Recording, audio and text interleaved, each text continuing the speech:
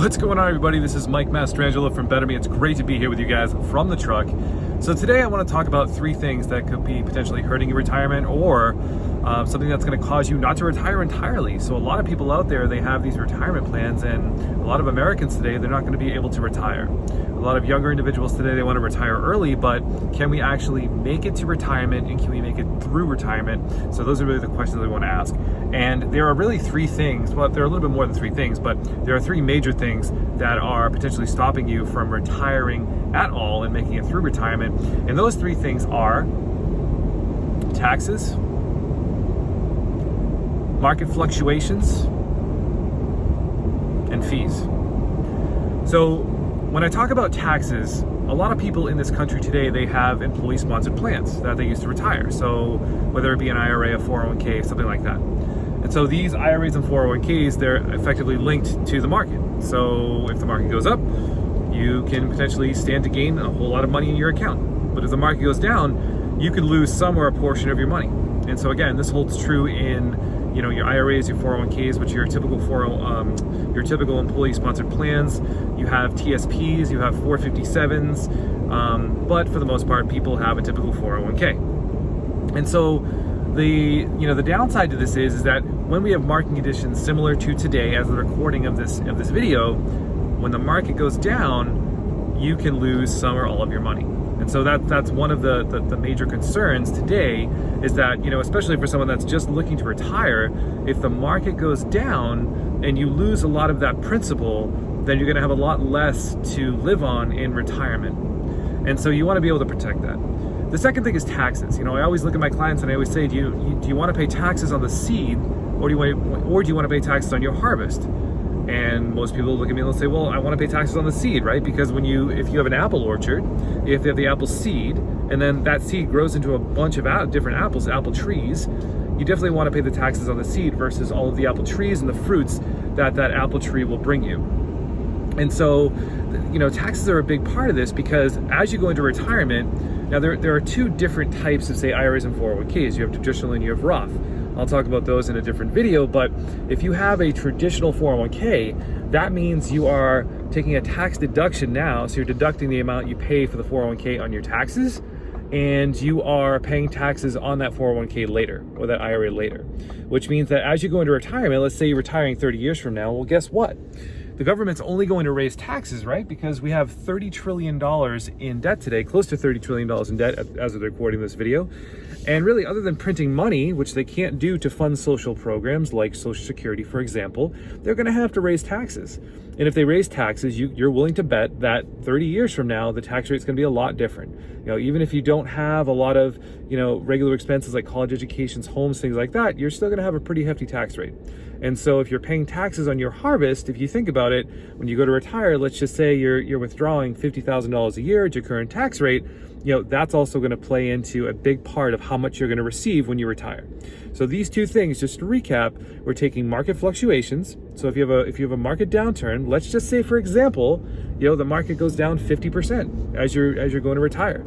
If you've got $1 million in your 401k, well, guess what? You're left with $500,000. On top of that, when you go to retire and you pull out your money, you need to pay tax on that money, providing you have a traditional IRA or traditional 401k. In addition to that, at age 72, the IRS requires you to take what's called Rmds, which are required minimum distributions.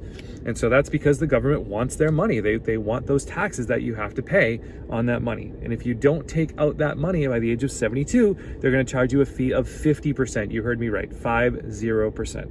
Okay, and if you try to take out your money early, normally the penalty for that is a 10% penalty, and then of course the taxes you're going to pay on that. So a couple of things going on here. One, we said market fluctuations. Two, we said taxes. Okay, and then what we really want to look at too is we want to look at returns, right?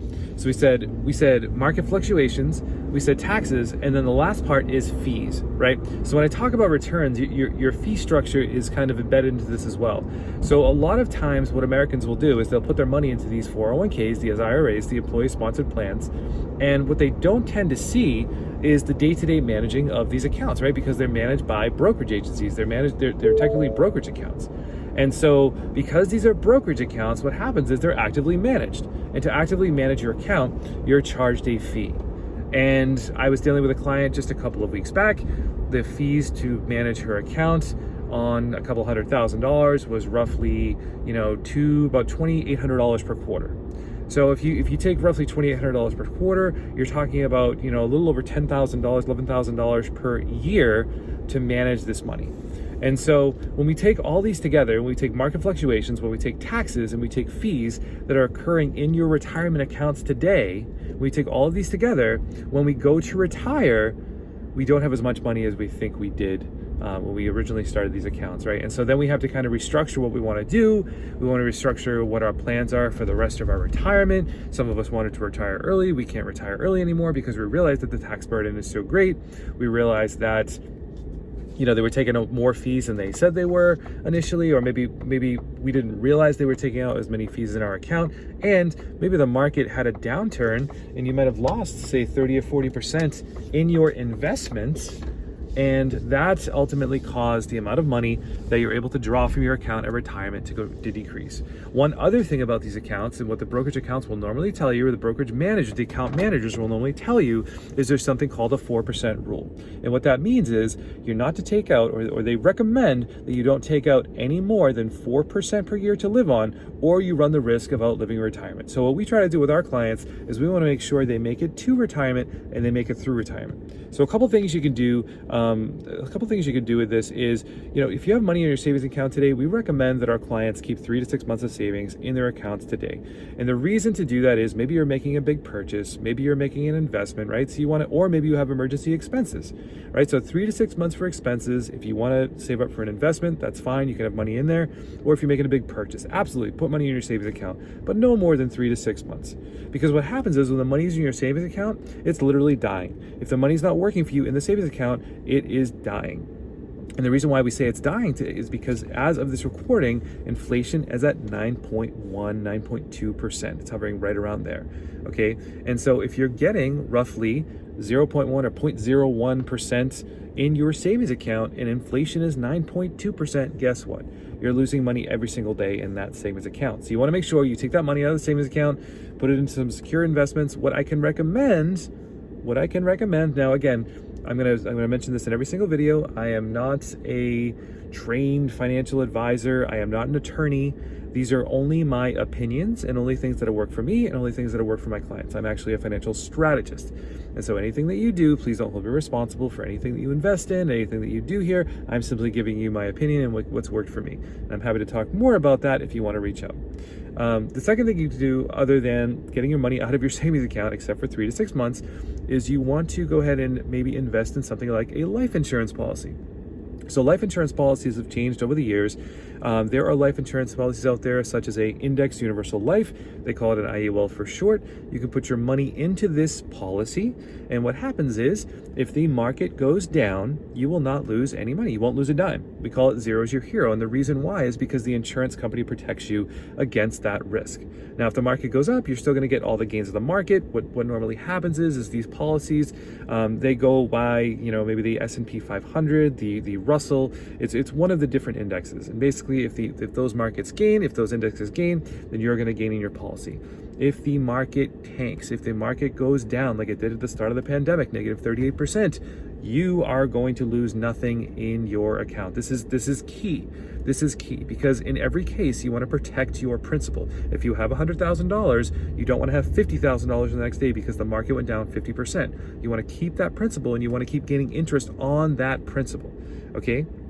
Another thing about these accounts that's really cool is because of tax code 7702, you can actually build wealth in these policies completely tax-free. And if you want to take out the money in these policies, you can take out the money in these policies at any time you wish, completely tax-free. You heard me right, completely tax-free.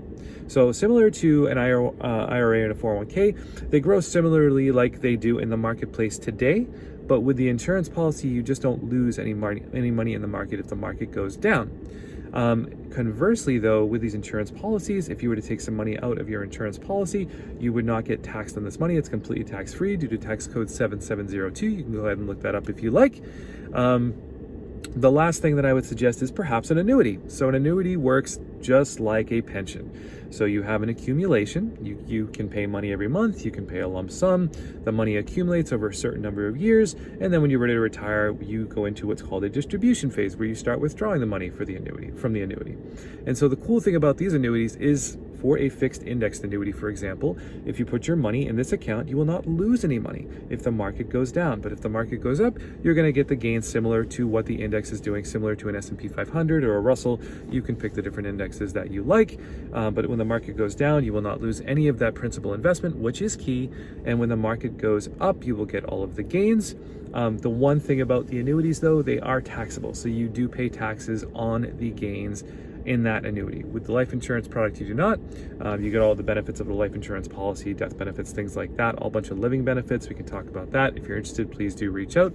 And again, so the annuity, you have an accumulation, you have a distribution. The cool thing about the annuity and the life insurance product is you do not lose money. The difference between the two is the annuity is taxable on the interest. For the life insurance policy, you do not get taxed. So these are some of the things that are impacting your retirement accounts today.